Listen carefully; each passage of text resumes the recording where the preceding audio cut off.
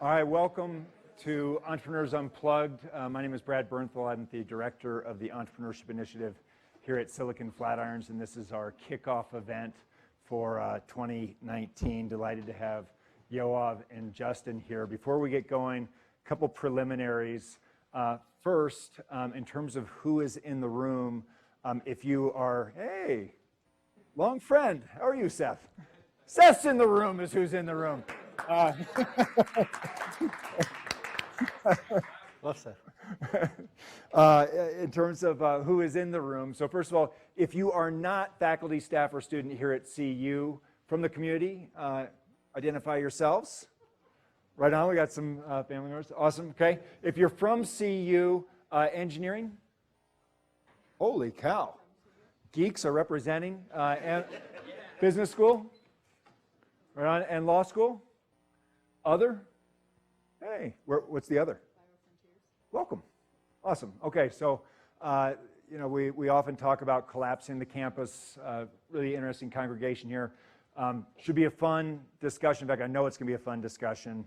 By way of background, and I'll say a little bit more in the intro, the last time Justin and Yoav were in this room doing the Unplugged session was 2015. They were publicly talking about building the company, but the company was under extreme stress. And in fact, they knew that the company was really teetering. They might have to sell it at a price that they weren't entirely happy about, a reduction in force, which we'll talk about. So a ton of stress. Tonight, we can talk about what was going on there and wind it forward to what's really a very exciting time for what is now Uplight, and hear about their story through Simple Energy. So that's where we're going. After the discussion, there's going to be a reception next door. Please stay, meet someone you haven't met with before. Should be a lot of fun. Before we get going, I want to introduce the new executive director for Silicon Flatirons. Amy comes here from Washington, D.C. Her expertise includes privacy, cybersecurity, human rights. Amy, this is your first entrepreneurship event here at Silicon Flatirons. First of all, welcome to the Boulder community. Please say a few words. And I'm unmiked. Like wave your hand and I'll be even louder than I am naturally. I am so excited to be here with you all tonight and to hear this session. As Brad said, this is my first Entrepreneurs Unplugged, but it will not by far be my last. And I'm looking forward to learning from all of you and from our great guests on stage and all of our future guests. And I'm constantly learning from Brad and the rest of the faculty. Silicon Flatirons is preeminent as an academic center, and we're trying to do more outreach, figure out how to make our programs more effective and reach more people. And so the number of engineering students in the room is super exciting. We'd love to do more with you all. Come hang out at Silicon Flatirons events. Let us know if you don't have a calendar, and we'll get you one, and you can mark it on your calendars. To the community members, same thing goes to you, to all of the other schools that are represented here. Feel free to stop by the center at any time to come say hi or shoot me an email. We can grab coffee. Looking forward to the conversation tonight. Looking forward to the reception afterward and meeting. There's so many people in the room I've never met before, and Brad's challenge is going to be quite easy to meet for me. Come say hi, and I'll see you all afterward. Thank you so much. All right, so we've got a tradition here of community announcements that we'll kick off with. And I'll invite you, if there's an upcoming event that you want to draw attention to, if you're part of a company that's hiring that you want to call some attention to, or other things for the greater good, there is an opportunity to announce it now. So let's start with, where is the Silicon Flatirons student group leader? Yeah, go ahead. Yeah. Hi, I'm Kelsey Fair. I'm a 2L. I'm a law student, but we are really focusing on engineering and business school students also getting involved with us. We do some primers for the conferences and other events affiliated with the center. So if you have any questions, I'm looking at volunteers, especially since we would like to see more of y'all involved with us.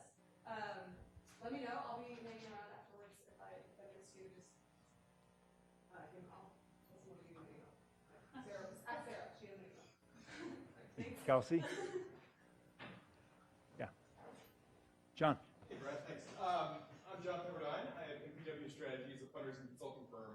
very interested in AI, conversational AI, basically teaching nonprofits to work with digitization in this brave new world, robots talking to people. So if anybody's interested in internship, we're looking for somebody that's really excited about this world and wants to meld it with a nonprofit. So come talk to me after then. Thank you. Are you all hiring? Yeah, we're hired. Give it a plug. Huh? You're hiring more than I am. Yeah, so we're going to talk about our company. It's going to be really exciting. So I'm not going to tell you about it right now, but we will in a minute. And when we do, we are hiring in Boulder and Denver. We have a number of other offices, Boston, Pune, India, and Vancouver, in case you are moving to one of those places or have friends in those places, hiring mostly Python developers and a few other non-software engineering roles, all of which are posted at uplight.com, U-P-L-I-G-H-T. I think there are about 40 to 50 roles that are approved. Whether they're all on the site right now, it's kind of like it's like 20 on the site, but like more coming. So send alert. Dear Yoav and Justin, I'd like to apply for the job not posted. Here's what I want to do. Yeah. Right. Other announcement of events upcoming. I've got a few. If you'll take a look at the back of your program, sorry to steal this, Lana. In particular, we've got a conference on Spectrum coming up on October 10th. And then on October 15th, we've got a crash course in here that's going to be a little different than anything that we've done before. It's going to be about nonprofits and some of the methods that are used there, and in particular, some of the challenges around scaling a nonprofit, especially when you seem to have found something that's working. And we've got 4 terrific area nonprofits. Nurse Family Partnerships, which some of you may be familiar with in Denver, is going to be our keynote speaker. We've got some others from the area, including, let's see, Defy Colorado is going to be here. An outfit called Niagi. It really does interesting work and important work. And then Bridge House, which works with the homeless here in Boulder as well. So they're going to be invited. That should be a lot of fun on October 15th. And then on October 24th, we'll do our annual conference. One of the themes of Silicon Flatiron's Entrepreneurship Initiative this year is going to involve rural entrepreneurship, and that is supporting entrepreneurs who are getting things started outside of an existing startup scene. We host something called Startup Colorado here. The executive director, Delaney Keating, will be here among others. Should be a really interesting discussion as well. Next Friday at Williams Village, Willie Villy will be hosting the Innovation and Entrepreneurship Kickoff next Friday night here on campus. That will be all things entrepreneurship from all corners of the campus. If you are looking to see what is available at CU with respect to entrepreneurship, that is super easy to highly recommend. That's next Friday night at Williams Village. And we've got some, promotional things on a counter out there for that. And last but not least, I lead a clinic called the Entrepreneurial Law Clinic. We help startups that I like to affect. Did you guys ever come through the clinic? Mm-hmm. You were clients of the clinic. Mm-hmm. Didn't do too much damage?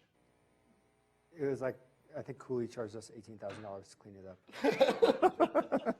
So the clinic does work for startups I like to affectionately say are blissfully ignoring their legal needs or resorting to self-help. If that's where you are with a company, we are just now closing our applications for initial clients. And so now is a great time to take a look at the Entrepreneurial Law Clinic if you are interested. Last opportunity for announcements. A thank you to, you met Amy, Sarah Schnickren, directs our student programs, and Vanessa just stepped out. She is our events coordinator. If you see Heather Martin, give her a hug also with our team here. A round of applause for Silicon Flatiron's team. Take 1 minute, find someone you've not met before tonight, introduce yourself, we'll reconvene and start the conversation with Justin Yoav.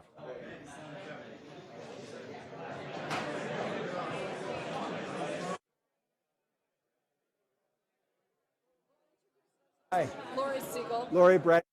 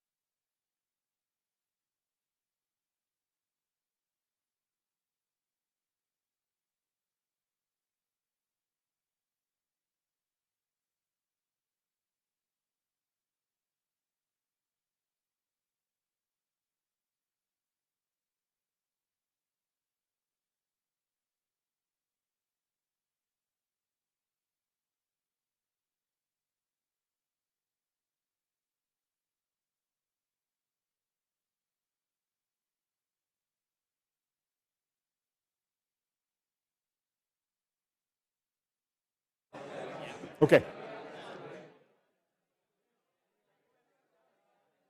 Okay, this is the fun part to try to pull things back together.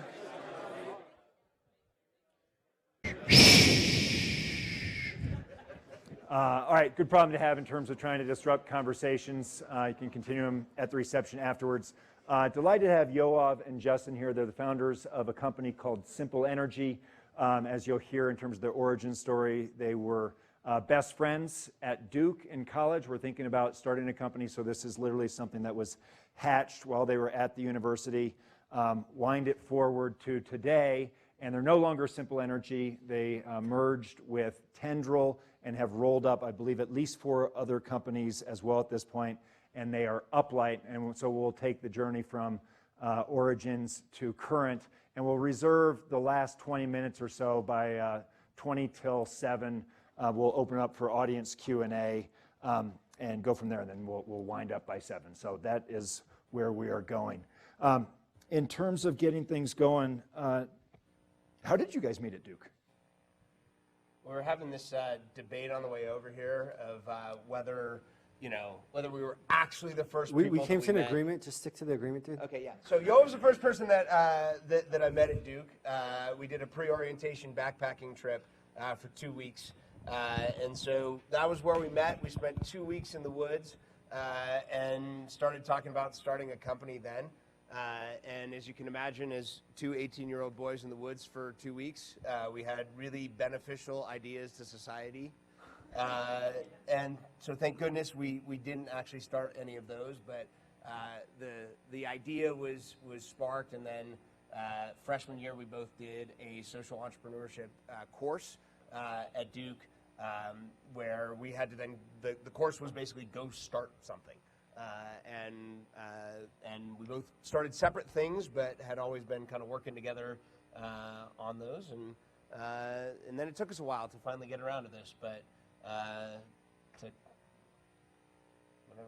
more than a decade until we finally did it. And now, here we are. Yeah, just so you don't think we're like some really out of shape 28-year-olds. Like, there was a decade between then. We were out of shape like mid-30-year-olds, right? So that, we were 18, obviously, when we met at the beginning of college. We didn't actually start Simple Energy until 10 years after that point. We had both done other things in the interim, and I think we both had the fundamental premise that when we got back together to do this, that we were going to start a company that did well financially by doing good for the world. Like that was, we had no idea what we were going to do other than that, but that was sort of table stakes. And then from there we had the question of could we do it together, which is, in the narrative about companies, there's often the very appropriate conversation about, oh, where did this idea come from? Because you're usually talking to an investor or a customer who actually cares about the company. But the truth is that the origin is actually before that, is with the people. And so being passionate about the same thing is actually a lot less relevant than being deeply comfortable with the fact that you're going to be married to a person for a very long time. And that it is that dynamic between founders that kills companies more than anything else. And so, and in fact, in our case, I think that, and we'll talk about the challenges we faced, the dynamic between the two of us and the commitment we had to each other and to making this work, which was the very first problem we solved as a company, ended up being the thing that carried us through all of the hardest times and continues to. And then we had to, so okay, great. So now we have a company, we're going to do well by doing good, and we'll work on it together. Like, okay, so then we had to figure out what to do. But yeah. Wind me back one more step. Was there anything in your backgrounds before you got to college that you look back and this explains the entrepreneurial journey, or what got you interested in starting a company when you were having that discussion? Mom, Dad? No.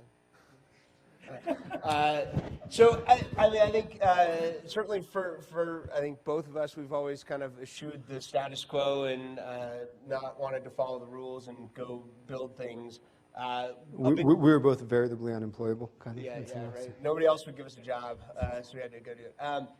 For me, I mean, the more important part for me of like why this kind of company, when I was 10, I climbed a peak called Hans Peak near Steamboat, which was a big accomplishment for me as a fat kid. that I was pretty proud getting up to 10,000 feet and being up there and being like, this is beautiful. And then I looked around, and I saw this plume of smoke, and I asked my counselor, I said, what is that? And he said, that's the Hayden coal-fired power plant. I said, I don't like it. He said, you should do something about it. And so ever since I was 10, that's been the thing that I've cared about, is that I want to make energy clean. I want to make this world sustainable, and that is my deep passion. And so for me, when Yoav and I went into the conversation of would we start something, sort of my issue was that's my personal mission of I want to have an impact on that of the sustainability of the world. That's probably the most important part of that and wanting to have that kind of impact. You?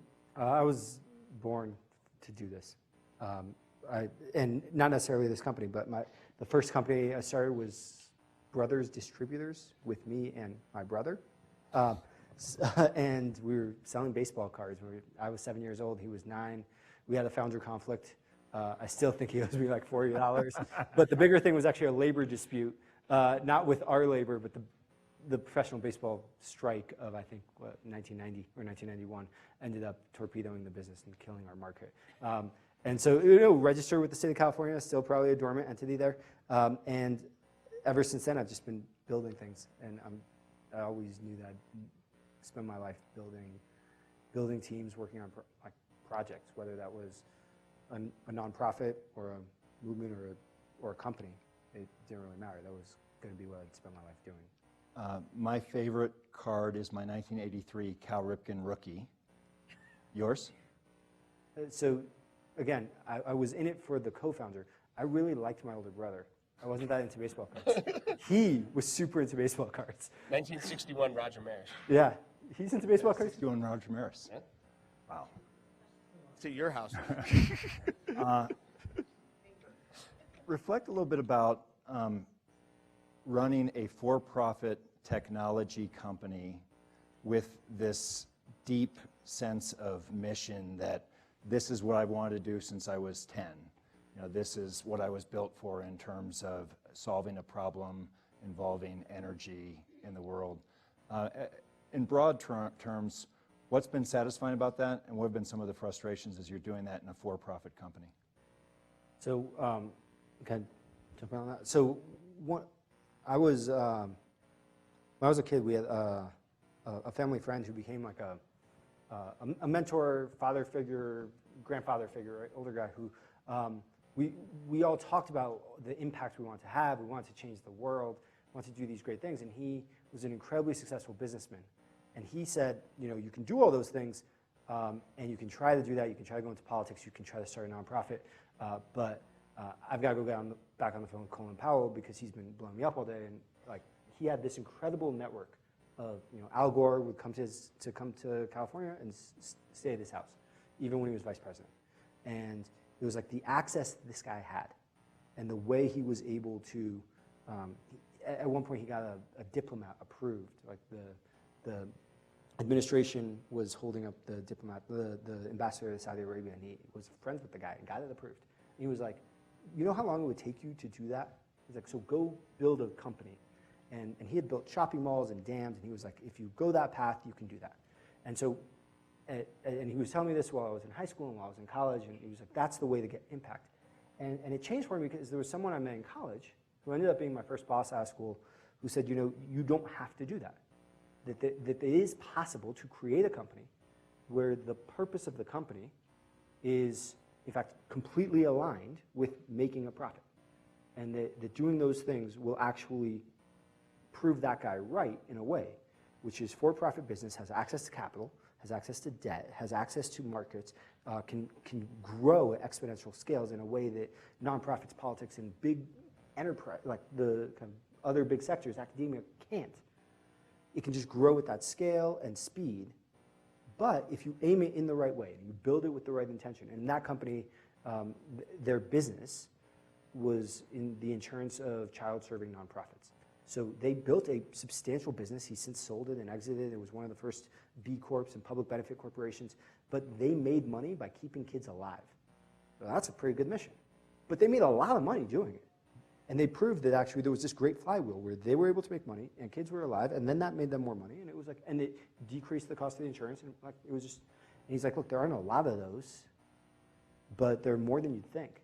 And there are more ways of doing that, where it's not just mitigating the downside impact of the business, it's actually saying that the business itself will do good. And so that's why we started with that as a premise. By way of hands, how many of you are interested in social entrepreneurship and impact companies in the room? All right, let's circle back to that as a topic later on, especially as you talk about some of the growth aspects of this. Originally, you were thinking about a smart thermostat company. Do I have that right? Was that at Duke, or was that when you guys originally launched in the? How old were you guys when you found? So that was in 2010. Okay, 2010. And how old are you in 2010? 27, 28. Okay, so you guys say we're going to do this. We've been talking about it since that original hike in the woods. Let's do a smart thermostat company. What was the idea? Well, we didn't really get straight to a smart thermostat. We started, and so after we got over the, like, I could work with him and he could work with me kind of thing, and we thought that was going to be really good, we started as the good data-driven process that we did, and we plotted all the things in a bubble chart of, like, things we knew stuff about, things that we knew would have impact, and, like, how actionable the idea actually was. So some of those were like, we're going to address water access in the Middle East. We don't really know a whole lot about it. It's a big problem. But we don't really know what we would do to, like, and these were not business ideas. Right. These were 17 problems in the world we could go solve. Yeah. So we started So with. it wasn't even the solution yet. Yeah. So we started with the 17 problems in the world we wanted to go solve. We plotted them. We analyzed them, and where we ended up was that there was a fundamental disconnect between people and how they used energy.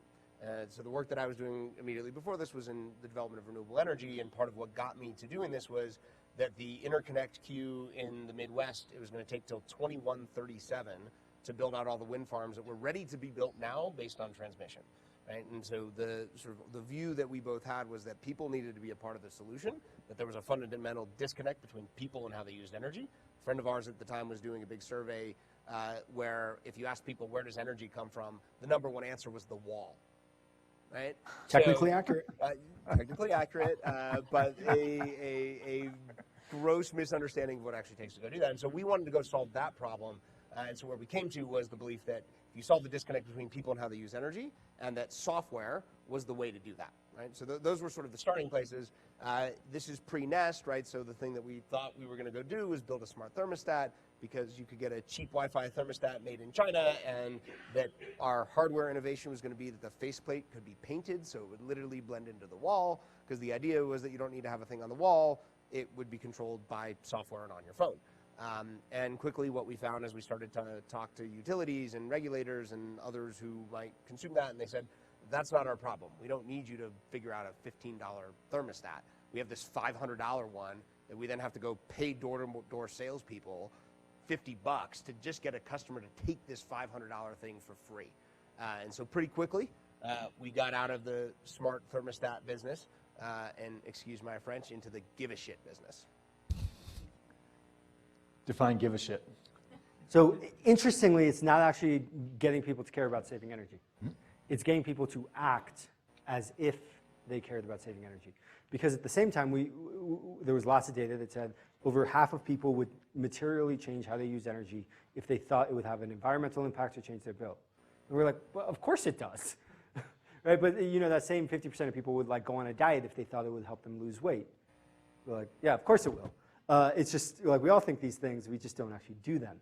And so what we ended up doing is not necessarily getting people to give a shit, but actually getting them to act. And so I was living in Washington, D.C. at the time, and Justin was in Denver. And we went to Duke. There was a national science fair on the mall, and Duke had a booth. And one of the people at the booth was a professor who's now gotten a lot of acclaim and has a behavioral science lab there. It was Dan Ariely. Yeah, Dan Ariely. Yeah. He's got a few New York Times bestseller, and he'll win the Nobel Prize in economics at some point in the future.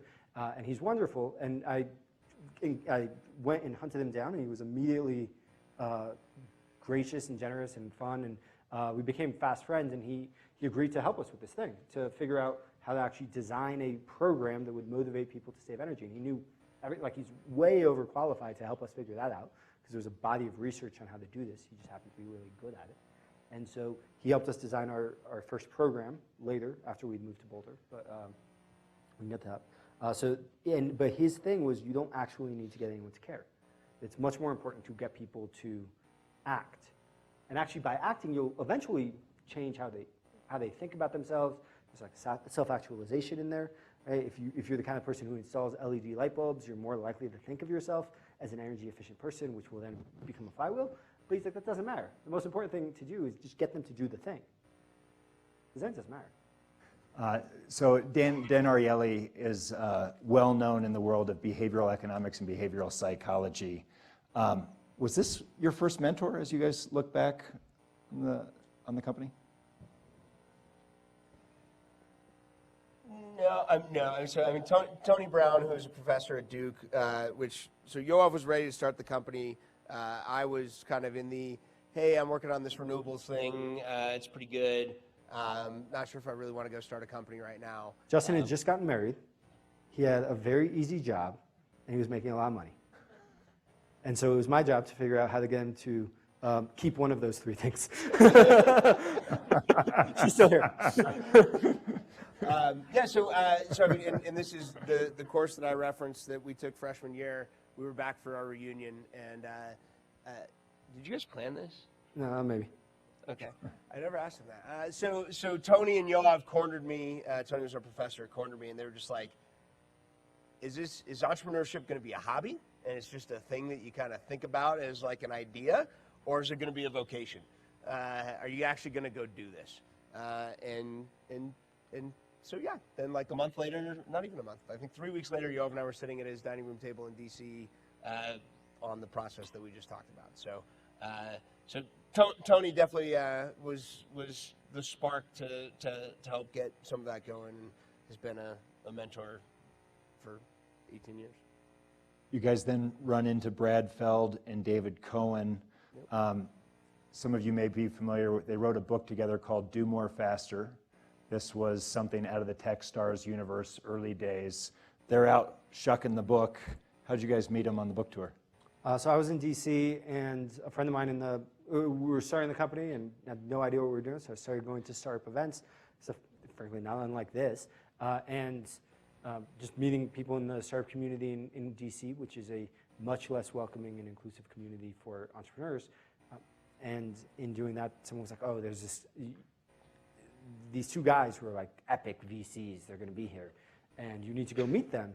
And it was way out in Cooley's office in Reston, or it's like, which if you've ever been to DC or you know people who live there, it's just like, it's not on the metro. Like, I had no idea how to get there. My girlfriend at the time lent me her car. Thank you. And went out to their office, and Brad, in the meeting, it was probably 20 people in a boardroom at a law firm out in the suburbs. I pitched him on the idea, and he said three things. He said, A, we're never going to invest in your company. Just know that. Like within 30 seconds. B, you need to move to Boulder and get it and go to Techstars. And C, you need to meet this guy named Tim Enwall, and he'll be your lead mentor in Techstars. And it's going to change your life. And you guys then went to the Boulder Techstars program in 2011. Among other things, at the outset of the Techstars program, there's something called Mentor Madness, in which you probably met something on the order of 50 to 75 mentors in about a week. Among them, maybe Tim Enwall.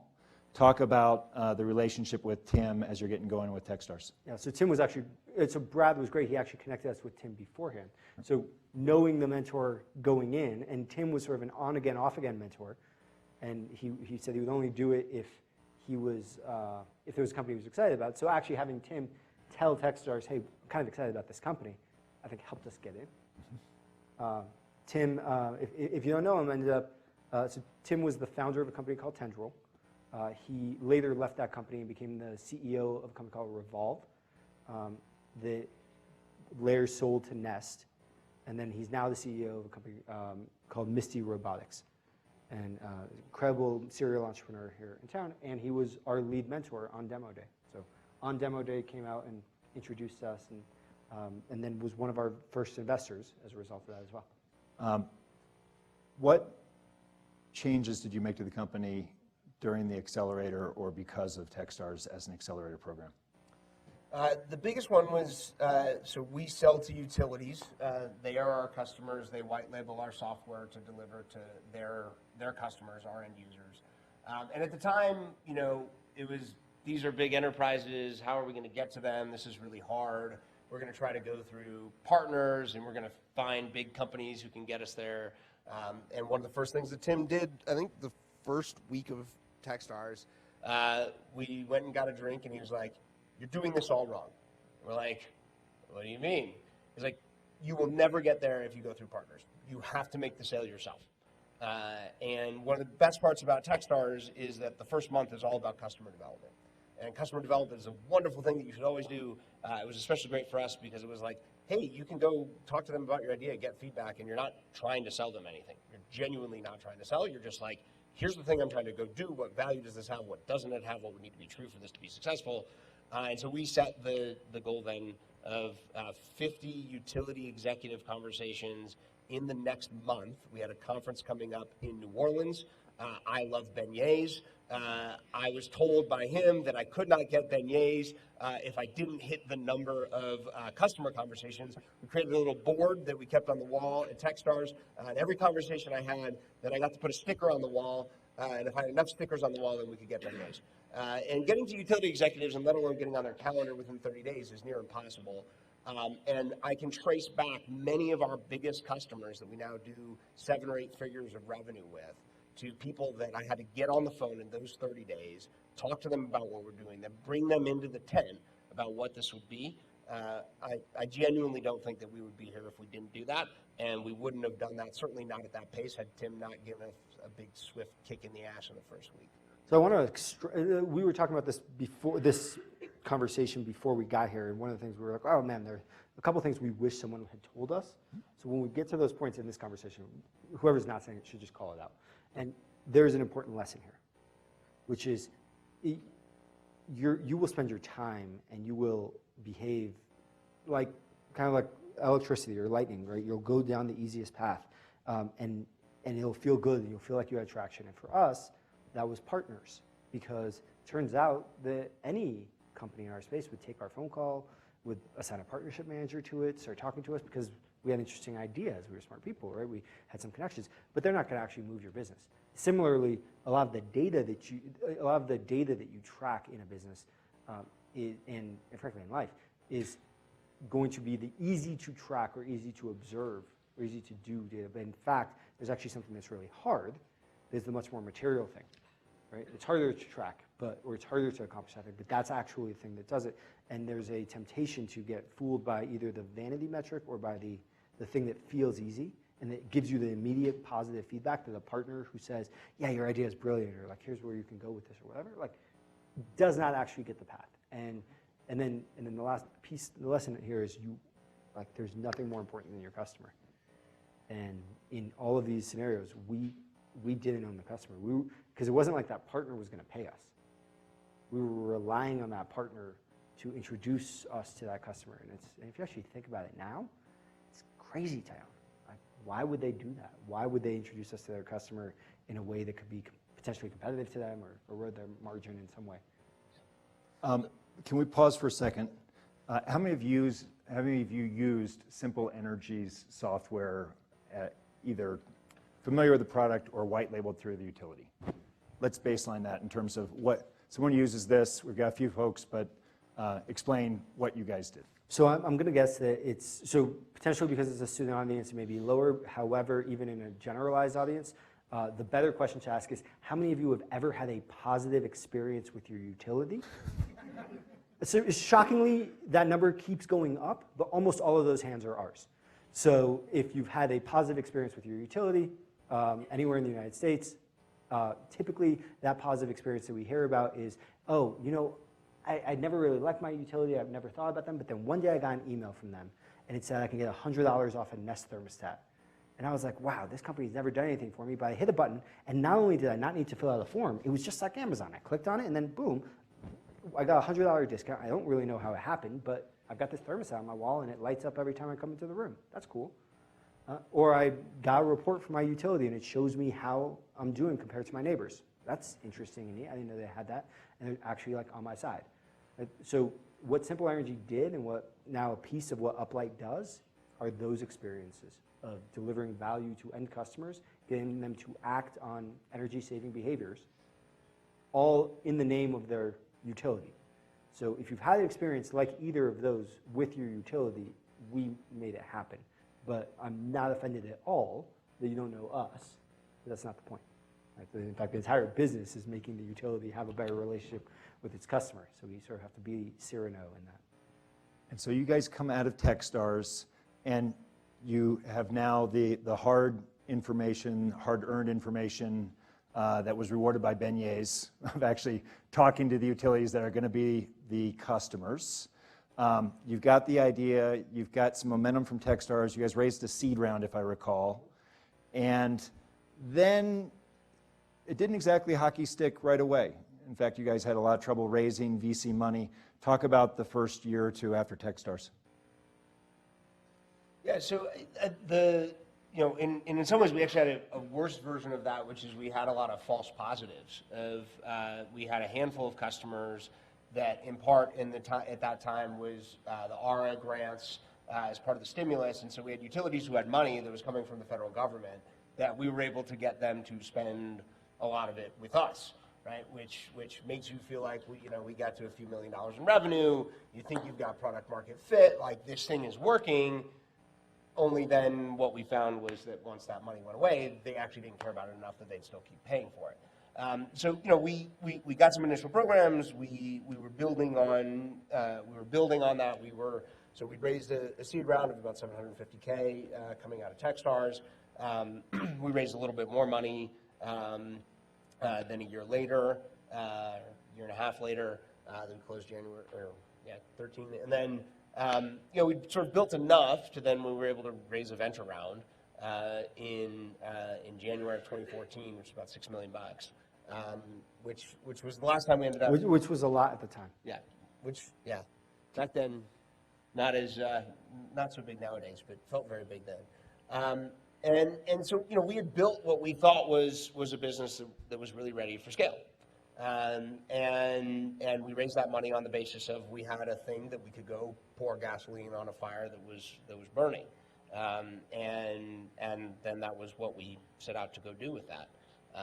And foreshadow, we were wrong. Can I read Yoav after the merger with Tendril? You had some tweets. You guys caught that, right? Tim Manuel, founder of Tendril, introduced us on demo day. Uplight, the company that we now have, was the merger of Simple Energy and Tendril. All right, got it. So you tweeted in terms of this time, so raise the VC round of $6 million, and he said, we spent our VC money just as you'd expect, we wasted it. There was infighting and fiefdom building, and we solved every problem by hiring more people, but there wasn't any revenue growth.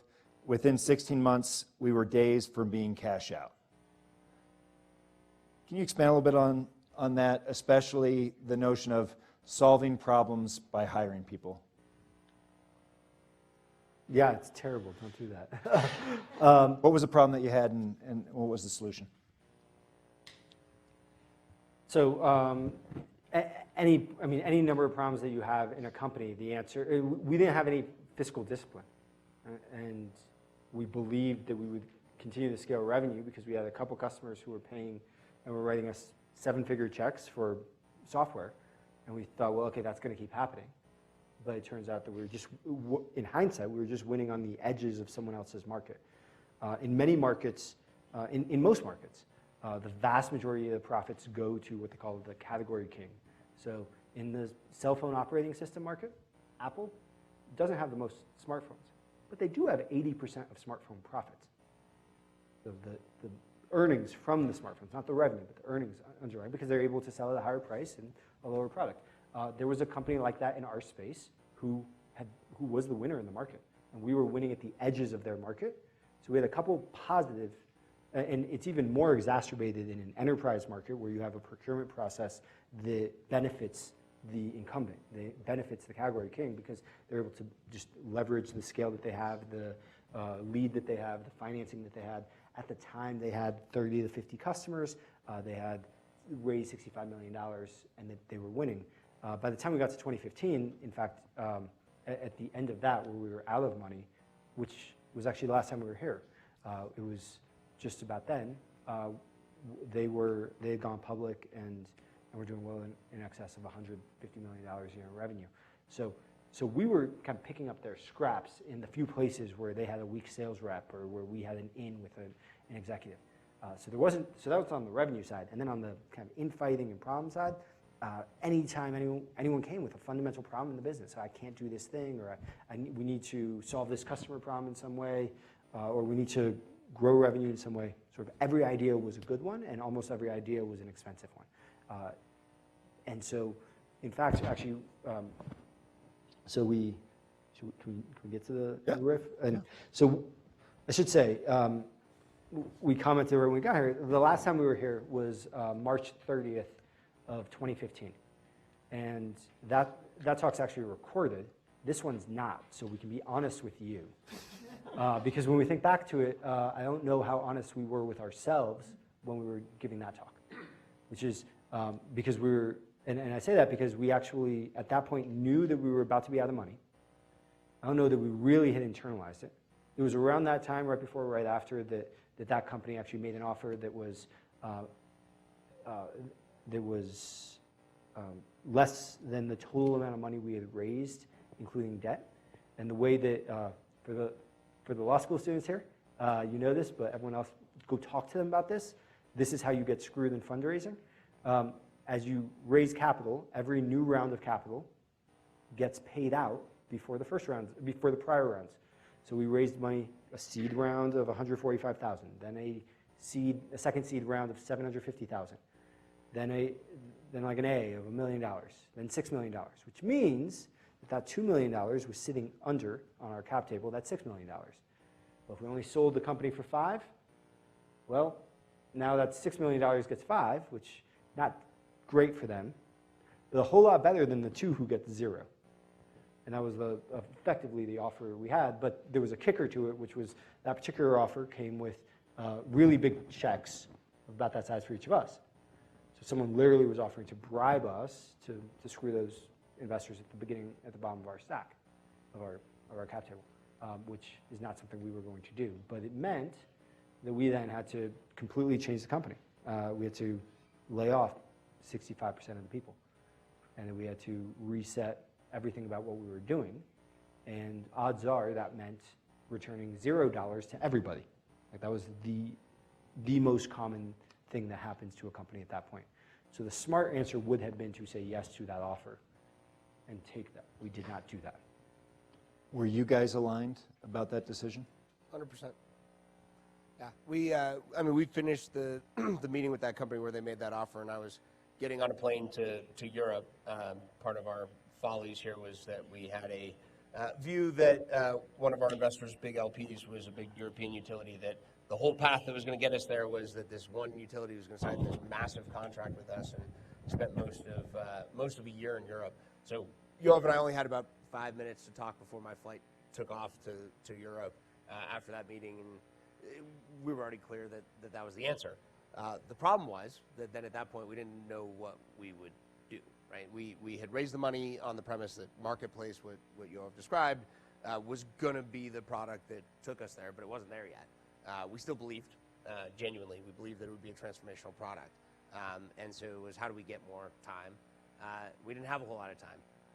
And we spent a few weeks trying to figure that out, and then back to Techstars in the early part of the story, we had a conversation with Brad Feld, sort of right ahead of that, where we basically said, we've got 21 days of cash left, and we don't have a plan, and we don't know what to do. And that's still painful.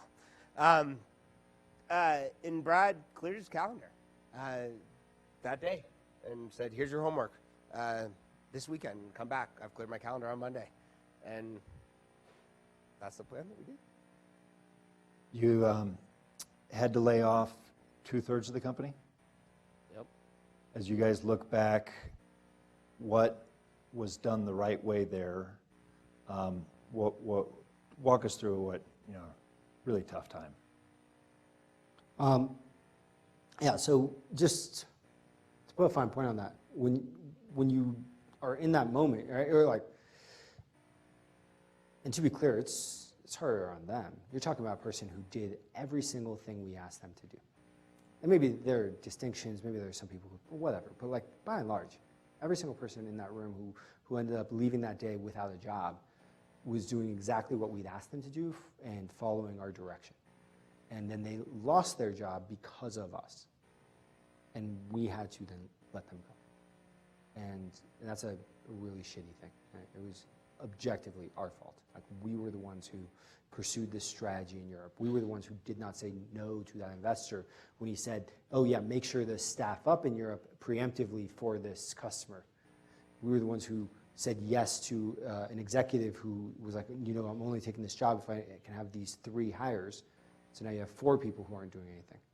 And so there was a whole lot of stuff that we had done that was objectively stupid and was our fault, and it resulted in other people losing their jobs.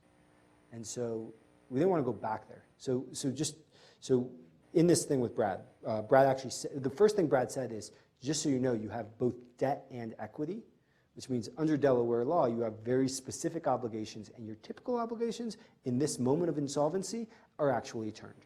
So you no longer have a fiduciary duty to your equity holders primarily, it's actually to your debt holders. You should probably talk to your lawyer. And so Mike Platt from Cooley, who actually wasn't our lawyer, it turns out, but he was someone we knew through this community, and he came to our office that day. We were working with someone else at Cooley, and then we talked to Brad on that following Monday. And what we had agreed with Brad was that we would do this layoff, we'd cut deep enough that we wouldn't have to do it again. We would effectively put a gun to our board's head. Our board and early investors had invested several $1 million in the business, and we said, look, we needed a loan, and we needed about $1 million to go execute on this plan. And they obviously didn't want to give us the $1 million, and we said, okay, well, if you don't give us the $1 million, that's fine, I guess. It's pretty dumb, but here's this plan. We really think it'll work, but if you don't want to give it to us, then we just won't fire anyone. And then we'll all just be out of jobs at the end of the month. And then we'll just shut down the company at the end of the month. And so they tried to negotiate. I was like, no, the amount is $1 million. And then we went to our bank, and we said to our bank, because we had a $2 million debt facility, we said, hey, can we true it back up? Can we delay payments? Turns out that was not a good idea, because that sends you to a place called Workout, which is not a good place to be with a bank, because that's basically your bank trying to fire you and trying to get you to leave the bank.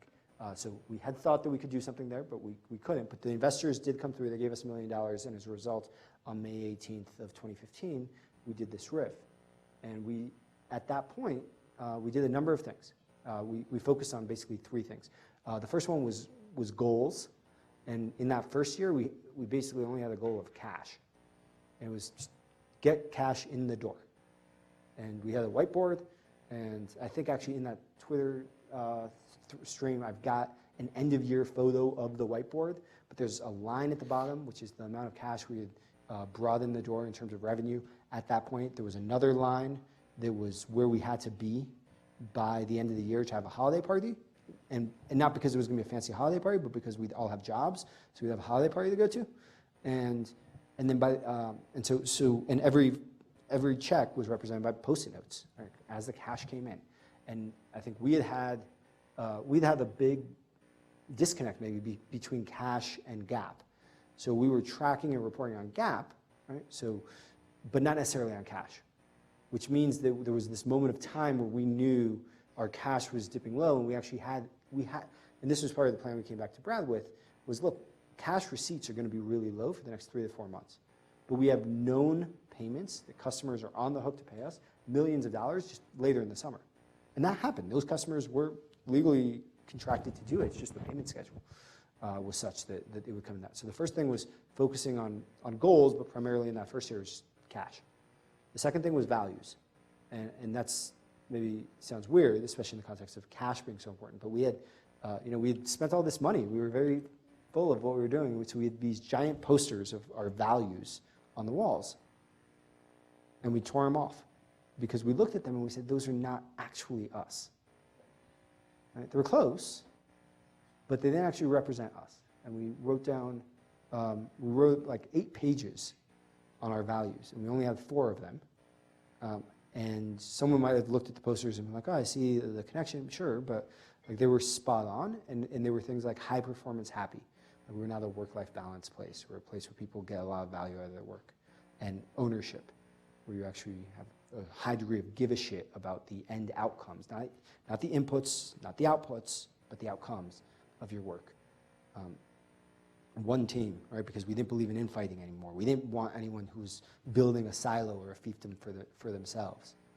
And these were the core tenets of what we were going to then build the company on. So the second thing was values, and the third was Justin alluded to customers. We had this new product that we had built, and we built it with a level of detail and myopia and passion about one specific thing, which was getting the end user to click a button. And so it was an e-commerce platform that had where we really focused on the funnel dynamics of the shopping cart and the instant rebate. And so we, in that time period, invented the utility instant rebate. And we've since patented it, which you can do. Again, talk to one of the law school students. And it's basically assigning, you could get a rebate before. You would just have to go and fill out a form and mail it to your utility, and they'd mail you a check for $100. But actually putting that into the transaction itself, so that when you're checking out on the site, the price is reduced by $100, and then we go and add that to the database and make sure you can't go to Home Depot and get it again or something like that. Like that was unique, that was novel, and it was over 10 times better than anything out there. So those were the three things. Related to that, there was an interesting part, which is to stop listening as literally to customers as you had been. And I'd welcome if you'd talk a little bit more about that decision to stop chasing everything that a customer said and go all in on this. Yeah, I mean, in that same time, we lost our biggest customer that was half of our revenue. And that was, that was really hard to be in that moment of, we've just managed to, avoid the bus that was this far from hitting us, and then you lose half your revenue. But what we realized was that because we had this one customer that was so much of what we were doing, that we just did everything that they asked. And that we weren't in a position to say, well, we don't actually believe in the thing that you're doing, right? We found that we were doing a lot of things in the product that we didn't actually believe in. And that's one of the lessons for us is to do things you have conviction about, right? And that what we found in product and what we found in the things that we do is that if you have conviction, then you're willing to overcome the hard parts. If you don't, then, then it's just not going to work. And so we got away from that and said, as, again, coupled with losing billions of dollars of revenue in your biggest customer, but then we said, we're going to have conviction about the things that we're going to go do, and we're going to engage. For anybody who wants to geek out on, if you haven't, I encourage you to check out the Challenger sale. Customer executive board did a bunch of work around what's actually effective in sales, and it turns out that people actually respond the best and buy the most when you teach them, when you tailor and you take control. Challenger sale doesn't mean be an asshole. It means come with an opinion and a hypothesis, teach people something, and then help them actually create a funnel dynamic that you're the only one who solves their problem. And we really adopted that at that point. And then also started doing more about asking why to our customers, right? Like, why are you asking us to have this feature? Why are you asking us to do this thing?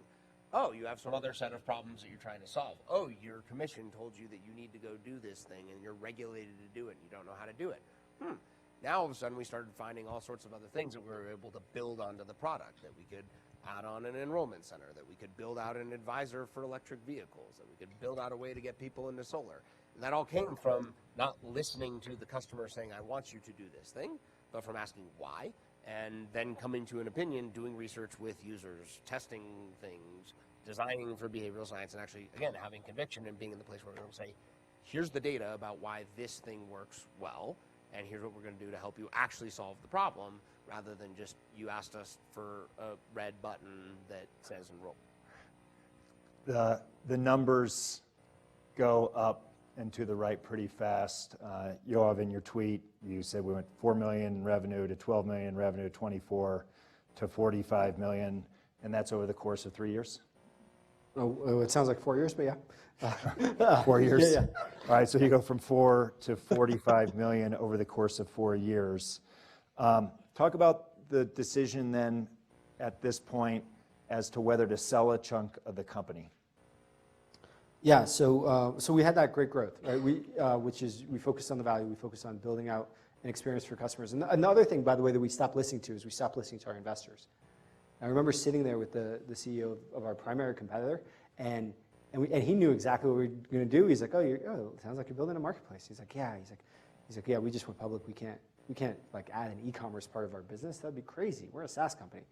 But our investors had, I guess, written us off or something, or we'd written them off, and we'd learned enough. So we actually built this e-commerce business inside of a SaaS company, and that's what saved us.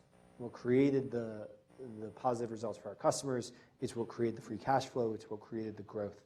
And So in terms of the nomenclature here, SaaS, software as a service. Yeah. Okay. That's someone is paying you company an within annual this. license. So SaaS, someone is paying you an annual license to use your software. The average, In this case, a utility. in is this paying you case, guys. it's a big company. It's an electric or gas utility. It's very large, and they're paying us to do that. A typical SaaS company should have a few characteristics. It should be high margin, which means the cost to deliver their service should be less than 10%, right, or less than 15% of the price they charge for it. But it takes a big upfront capital investment to build out that product. They should also have really good retention. So the average SaaS company it has either 100 to 110% annual retention, which means they actually grow accounts more than they lose them. And so every year they're growing. Right? The top 20% are like 125 or 130% annual retention from just their existing customers. As a result of that, good performing SaaS companies that are profitable or that have a combined metric of if you took their profitability percentage, the revenue, the amount of money that the profit, positive or negative, divided by their total revenue, would give you one percentage. And then their growth rate, you add those two numbers. If that number is above 40%, so their growth rate, so say that they're break even and they're growing at 40%, that's a 40% company, right? A company of that kind is going to trade at about 20 times their annual recurring revenue. So if it's $100 million of annual recurring revenue, that's a $2 billion company. Contrast that with an e-commerce company, where if an e-commerce company was selling $100 million of products every year, that company is going to be lucky to be valued at 1 times their revenue. So same revenue level, but an e-commerce company is going to be valued at $100 million in that case, if they're lucky or if it's a really good model for how it is. So that's why an investor would tell you, this is crazy, don't do that. But it turns out that by doing that, we actually sold a lot more software. And so they played together. Coming back to the decision to sell a chunk of the company. So it's working. You've now kind of come into your own in terms of decision making. That story about playing chicken with the board is unbelievable, by the way, and a real kind of bet the house moment. And it sounds like that worked out. Now we have our own vision and a little bit more autonomy over our decision making. I assume there was no need to sell when you guys did, or was there? Yeah, so it's the funny thing, when you need money, nobody wants to give it to you. When you don't need money, everybody wants to give it to you.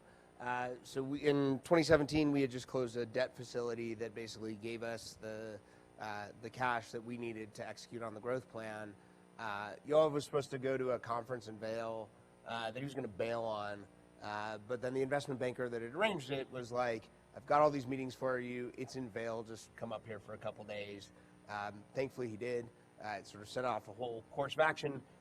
There's like one good meeting in there that turned out to be a private equity firm where one of the partners was here in Boulder, who had built a company called Ventix, which was bought by ABB, which is a big industrial conglomerate. But Ventix was a big software company in the utility space, and Steve Carpenter had built that through a number of acquisitions and had a private equity firm here with an office here in Boulder that turned out to be, an interesting company to meet.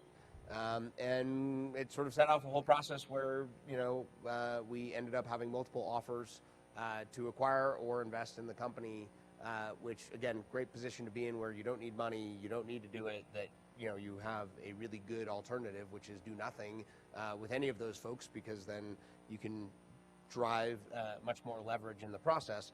And so, we ended up going down the path, and this is where Yoav mentioned a B Corp. Just, do people know what a B Corp is? Show of hands if you know what a B Corp is. All right, so B Corp, quick on that is there's B Corp and there's a Public Benefit Corp. Public Benefit Corp is a subchapter of the C Corp, which many states now have. Delaware, where we are incorporated, is, and basically the main difference of being a Public Benefit Corp is that we are, as management, as directors, able to take into account decisions based on our mission, and that is incorporated in our articles of incorporation, and that we are protected, that a shareholder can't sue us if we made a decision that's in the best interest of the mission, that was not solely in the pursuit of maximization of shareholder value. The certified B Corp is an independent group, B Labs, that goes through a whole audit process, that it's not one of those where just anybody can say, I'm going to go do it. We're audited on environment, community, governance and transparency, environmental impact, so forth. So at any rate, so as part of that, we were able to, and it was in fact our duty to evaluate all of those options through the lens of impact. Because our mission at the time was to motivate and enable people to take energy-wise actions and help utilities be a part of the clean energy ecosystem. So we were able to evaluate each of our different offers that we had, as well as continuing on the path that we were on, and the lens through which we evaluated it was primarily, first and foremost, was what is going to have the most impact. Which, again, the good news is that, as you have described, our business, the more impact that we have, the more money that we make. So this was not then at odds with shareholder value, but we were starting it from the path of how can we have the most impact. And the end result? There was a near-term view. So we had multiple offers in late 2017. One from this private equity firm that we really respected and admired the principle of the firm, and we were like, we really want to work with them. And then we actually got just stupid lucky that our venture capitalist was trying to raise his next fund and had called this company to raise money from them. And when he was on that call, all they could do was talk about us. He was like, well, you should really talk. And that company was like, they wanted to buy us. We were like, oh, okay, this is a good deal. We should like play these off of each other. And we ended up structuring something that in the private equity deal, all of our investors would actually, in the immediate term, do better. So they would have all gotten completely cashed out, and they would have all made significantly more money. If we did the other deal, everyone would only sell half of their shares. So they would make less money, but on price per share basis, they would make more. Got it. And so you could say, oh, that's actually, so it's arguable about which is a better deal. Now, if the company goes to zero, then you really wish you would take the private equity deal. The company didn't go to zero. So it ended up, in the end, being a much, much better deal to go with the strategic, who made a strategic investment in what we call secondary. So they didn't actually put any money into the company. All of their purchase was buying out existing shareholders equally, all of us, including us. And so that company then did that, and everyone was, again, able to play on. The great thing about that was because we had had so much success, and because we were running the company, this on the lesson piece, thing no one told us was how important it was going to be cash flow positive, and to be EBITDA positive, or EBITDA break even.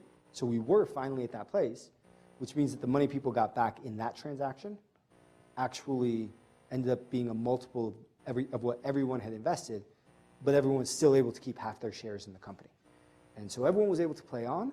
We had a Fortune 200 company that was now at the table with us on our board with a $40 billion balance sheet, which made our customers really a lot happier and more comfortable with us. And they owned a couple of our customers who now started signing very large contracts with us.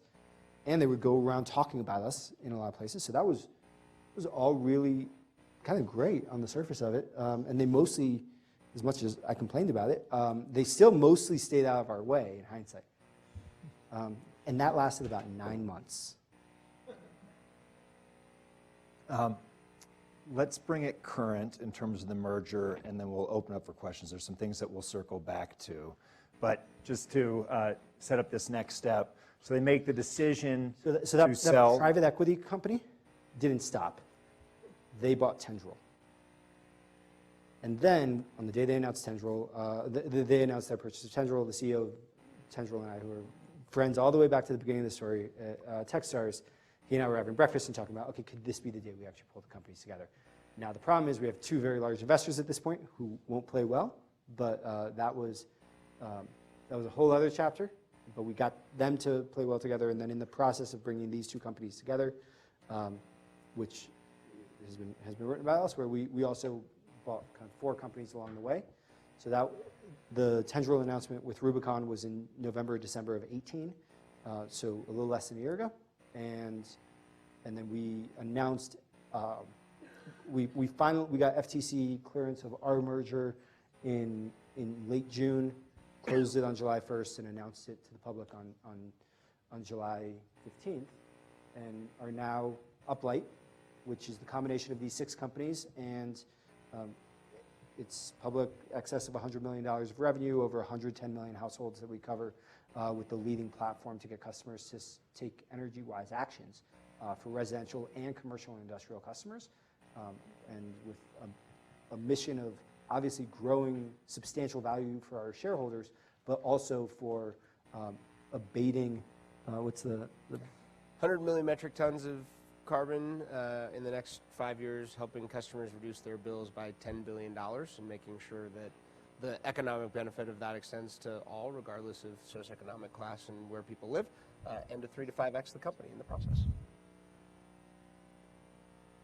We have some microphones, I believe, coming around. Let's start here. Alvin. Thank you. My name is Alvin Storrs, and I'm a LLM student at Colorado Law. And I was just wondering, who helped you guys build your software initially, and how are they compensated?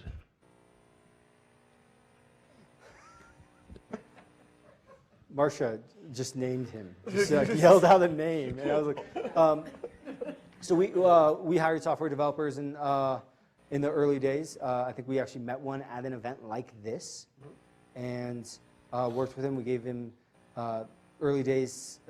He had a family, he had a small child, so he wanted to be paid, and so he got paid a very little bit, and he also got equity.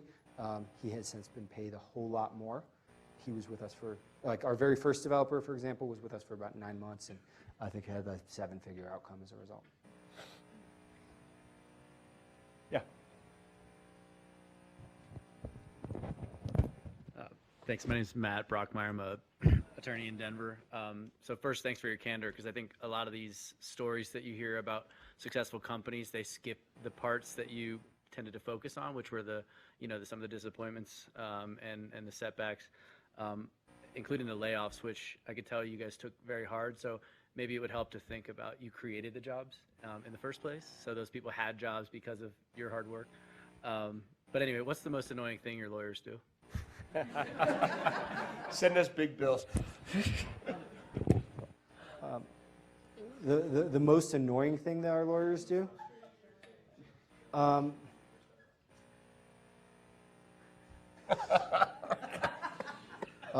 There are a lot of terrible things that a lawyer can do. I think that in the very early days, our incorporation was not right. We had errors and issues in kind of what kind of form we used and what was properly aligned to where we were going. So I think the biggest thing was not fully understanding the vision of what kind of company we were trying to build, and sort of glossing over that. So we ended up on the wrong form. We ended up in the wrong platform.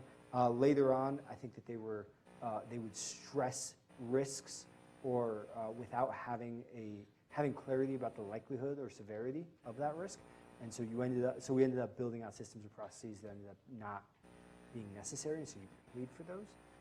But by and large, I think the 3 lawyers that we relied on the most at Simple Energy, at least, Noah Pittard from Cooley, Dan Fredrickson at KO, and Amy Hartman, who's an HR attorney here, who previously was at Cooley but is now on her own, are as much a part of this story as, I mean, when we did just like one piece of that, when we did the riff, and we laid off 60% of the company. Mike Platt had shown up at our office. Mike Platt charges $1,500 an hour. He was with us for 3 hours. Noah came in and helped us with everything and continued to for months to come. And magically, Noah forgot to submit any of his timesheets for 9 months. So we didn't get a bill for 9 months. Like, there's nothing annoying about that. At the end, there was a bill.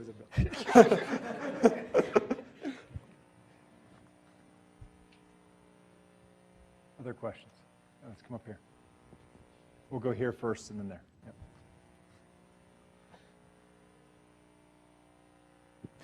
Yep. Again, thank you for your candor. I know those are not pleasant topics to have to talk about, and it's emotional when you talk about people. I'm fascinated by how many of the dichotomies of entrepreneurship you hit on, and one of them is hiring, not hiring, having enough people when you need them, but not too many, and those are challenges. Building for the future of what you believe your product is versus waiting to find out what your customers really want. All hard. I'm curious about the decision to hire to the point where you did and kind of got ahead of yourselves with your runway. And looking back at it now, because I've worked with a lot of people like you and been one of them, what would have been a persuasive argument to you at the time to not go as far as you did so you didn't have to have that horrible, valuable learning experience later? To not believe your own bullshit, we believed that we would get there faster, right? Like this, because in the end, we were right. It just took longer, right? Like in the end, Marketplace was the thing. It didn't even take longer. Like, we pitched the plan as a 3-year plan. True. We just spent the money as a 16-month plan. Like, that was the... So, and I also think that, there's a bit of that we needed to then also, sort of the opposite of that is to trust ourselves. Because what we did is we brought in a bunch of leaders who had been successful in other companies, generally larger companies, right? And that their answer, that was part of how the answer became, hire more people. Well, if you came from Microsoft or you came from Accenture or you came from some big company where that is the answer, like that was their answer. That was the thing that they were used to going and doing. And at our cores, right, when we reflect on that, we're like, we knew that was not the answer at the time. But we assumed that because they had been successful leaders of some functional thing, that they knew what was right. Right? And so that was always a very uncomfortable thing. And then in hindsight, and then when, like, the thing that we did that was successful was the thing that we knew was the right thing to go do. But we listened to other people rather than ourselves. It was, honestly, terribly embarrassing. I stopped wearing the company T-shirt for months, and which was weird because it was the only because T-shirts it's like that you all the owned. T-shirts So, I like- had. So like I had to start wearing button-up shirts because I had some of those. But it was to go shopping. It was because I was so embarrassed by this, and in the time period that we avoided it by kicking the can down the road on the rift, by kicking the can down the road by continuing to hire. We're like, oh, I just met a software developer. I can hire this person because I'm good at hiring people, so that is a good thing. I'm doing my job.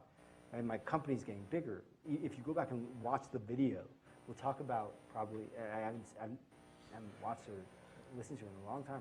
I'm sure we talk about the number of people we employ as a metric. Yeah, that's a terrible metric, right? In a lot of ways, because it's like, oh, wow, that's just cost, right? And if there's no revenue on the other side of it, like how many people do you employ sustainably? So it was really embarrassing. We didn't want to experience that embarrassment. We wanted to continue to ride the train of what we were doing. Yeah. Jeff Lentz, Suntech Drive. How did you get Tendrils PE firm to work with your investor?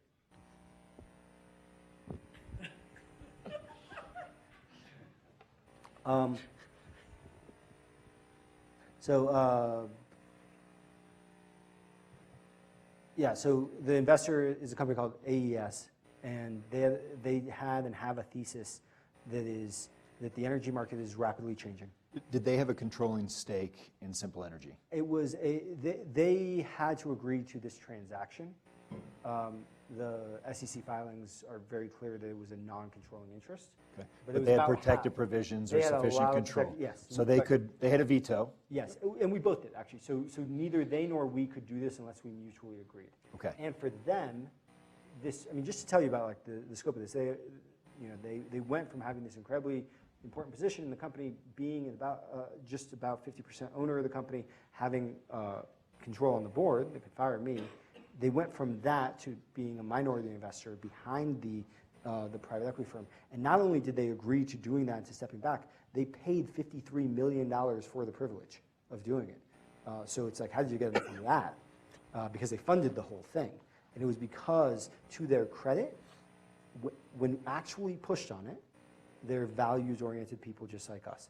And they saw that even though they had made a commitment around one path, even though they had a lot of ego and probably value in their public stock based around the fact that they were doing this, they could see that there was even more value to be had by doing something bigger, by changing the dynamic. And so honestly, I think it's the biggest credit to them, and specifically to the two key principals who were on our board, who were able to see that all of these things they went in with, and to challenge their preconceived notions, that didn't make sense. Now, it helped that we had previously been pursuing an M&A strategy, and Tendril was the #1 company on our list, so it wasn't like a new thing. It helped that we had just presented a transaction of a company to buy that they had recommended that we buy, and we said no, and we gave them a really long argument about like the discipline and thought about why we weren't going to buy that company. So now they had some confidence in like, oh, you guys aren't just going to do anything. All right, so like we built confidence and trust in some amount of time. And then they got to know the team from Tendril. They got to know Adrian, who's the CEO and who's now the CEO of Uplight. They got to know Steve, who's our chairman and is the head of the private equity firm. And I think they got comfortable with that together we could do something that would be much bigger, even though their role in it would objectively be smaller on a relative basis. In aggregate, it would be a lot better.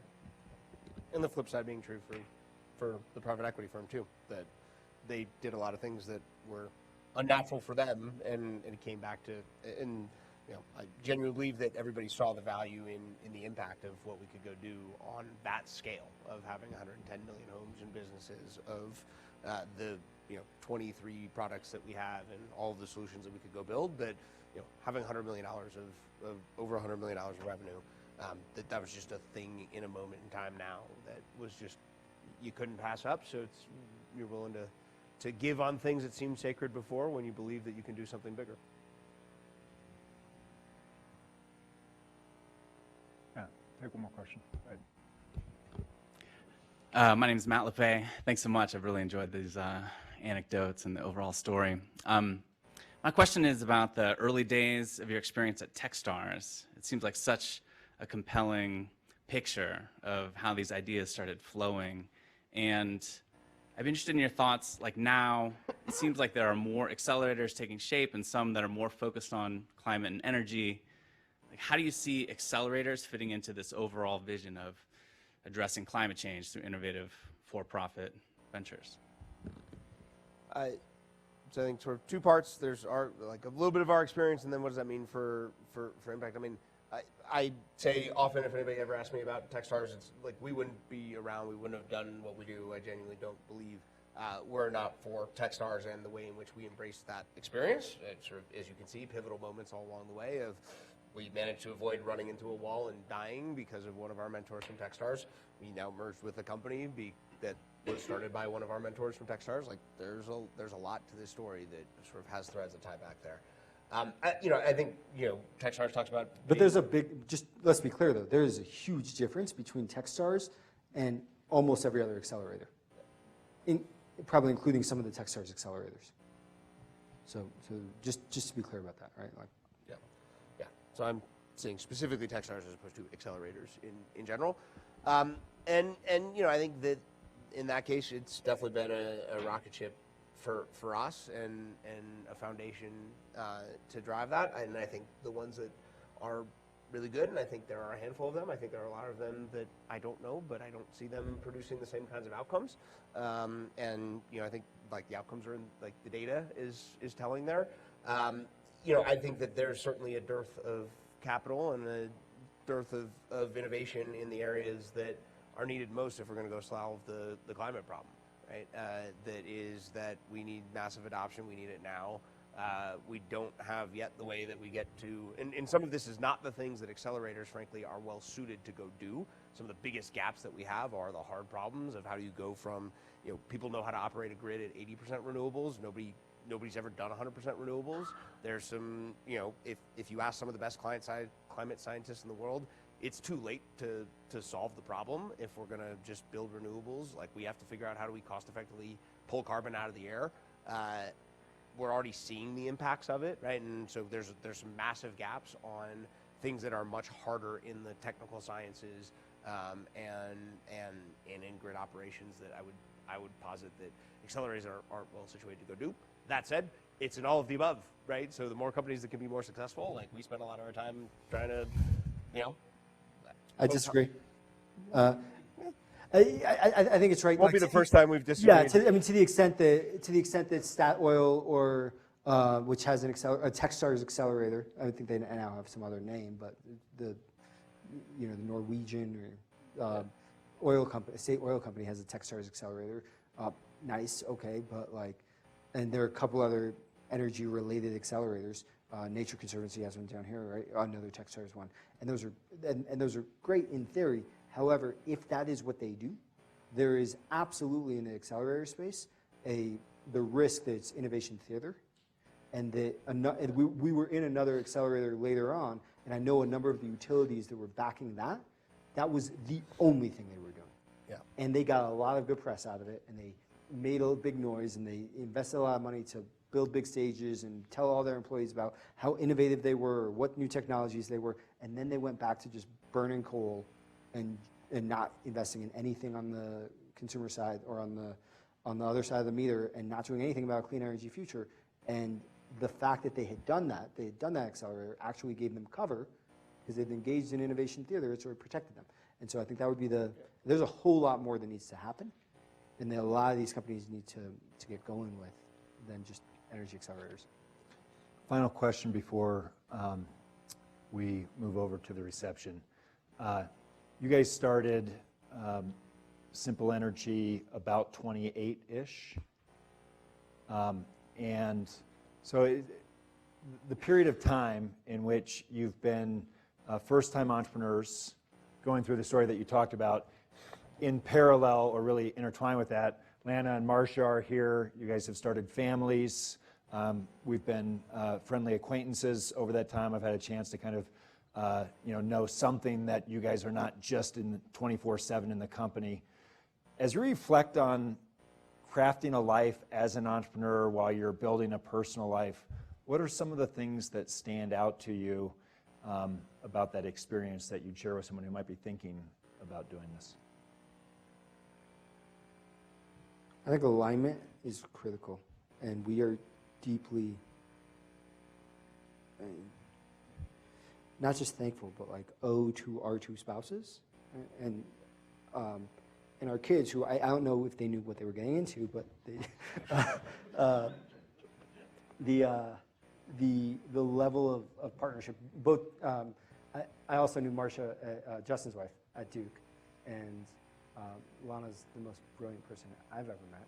So we are really fortunate to have partners in our lives who are partners in our work and partners in understanding, though they're not in the startup, they're not entrepreneurs themselves, but they understand a lot of the same issues about managing people and how you build something. And the number of times Marcia pulled me aside at a friendly kid's birthday party to be like, you need to fucking fire that guy. Let's get going. And I'm like, yeah, you're right. Let's do it. We were really fortunate to have two people in our lives where I think over time, the amount of alignment, I think we're all on the same page now, and I'm not sure they knew what they were getting into, but I don't know if we were either, but we absolutely had partners in it who enabled this and who had incredible jobs of their own. So we're really fortunate in that way. Yeah, and I think when, I often reflect on, then as in sort of the second half of this time, of both having kids and, we have kids the same ages, older daughters, younger sons who are all friends and 6-9 months apart. We were always motivated by the mission, but that mission became even more deeply personal as personified in our kids of thinking about like what kind of world are we leaving for our kids, and in the toughest of times, then how do you get a deeper well, and that's a big reason for that. Of hearing our kids understand climate change, and thanks to Jeff and Paige for having songs that teach Nobody our kids. understands that. This isn't the I know. audience. Yeah, one day if you have young kids in Boulder, you understand Jeff and Paige. Thanks to Jeff and Paige, our kids understand climate change. And once they understood climate change, they understood what we were working on. And we were then far more important because all of a sudden we were energy superheroes, which is like the best status to have in life. But having that perspective and that prioritization that doesn't matter if we just want a massive deal. If one of our kids is unhappy, then that's more important. It doesn't matter if we just lost something massive or had something terrible. A hug from the kids makes the day better. And so I think that perspective and prioritization has been a big part of making this possible. Actually, I have thoroughly enjoyed this story tonight. Many thanks for sharing this. Please help me give a warm thank you to Yoav.